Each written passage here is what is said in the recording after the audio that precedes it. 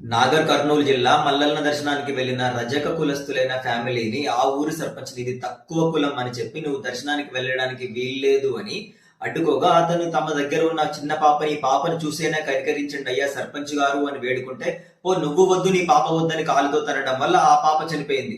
ఇంకో ఈ పెద్ద మనిషి ఎక్కువ కులంలో పుట్టాడంట. సిగ్గు లేదా మీకు? ఎస్, అయినా ఎక్కువ కులంలో పుట్టడం ఏంటి, తక్కువ కులంలో పుట్టడం ఏంటి? ఇంకా ఏ కాలంలో ఉన్నావయ్యా సర్పంచ్ గారు? సిగ్గులేదా? నిన్ను ఓట్లేసుకున్న ప్రజలను అనాలి. ఫస్ట్ నిన్ను ఓట్లేసి గెలిపించారు కదా. ఈ కులం పిచ్చి ఉన్న వాళ్ళు తీవ్రవాదుల కంటే డేంజర్ అండి. కులం కులం అని కొట్టుకు చేస్తున్నావు. ఏ కులంలో పుట్టావా, కులానికి పుట్టావా? ఇంకా మాటలు ఆడితే చాలా ఉన్నాయి కానీ ఇతన్ని వెంటనే తీవ్రంగా ఖండించి శిక్షించాలని నేను ప్రభుత్వాన్ని వేడుకుంటున్నానండి. ఇలాంటి వాళ్ళు దేశానికి చాలా పెద్ద ముప్పు. ఇలాంటి వాడిని గెలిపించుకున్నారు చూడండి. వాహ్, ఏం ఊరురా బాబు మీది. కులం కులం అని వేడుకుంటే ఆ పాపకి న్యాయం చేయలేకపోతున్నారు ఇప్పటి వరకు కూడా.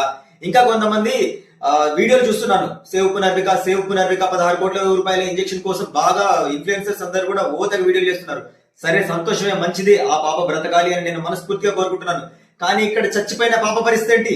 వాడిని ఎందుకు శిక్షించలేకపోతున్నారు? పోలీసు వారికి కూడా నా విజ్ఞప్తి అండి, ఇలాంటి వెధవల్ని ఉంచకండి సార్, తీసుకెళ్లి జైల్లో వేయండి. ఇలాంటి చెడ్డ పురుగులు సమాజంలో తిరిగితే ప్రతి ఒక్క చోట ఇలాంటి వెధవలు తయారయ్యే అవకాశం ఉంది. Thank you sir.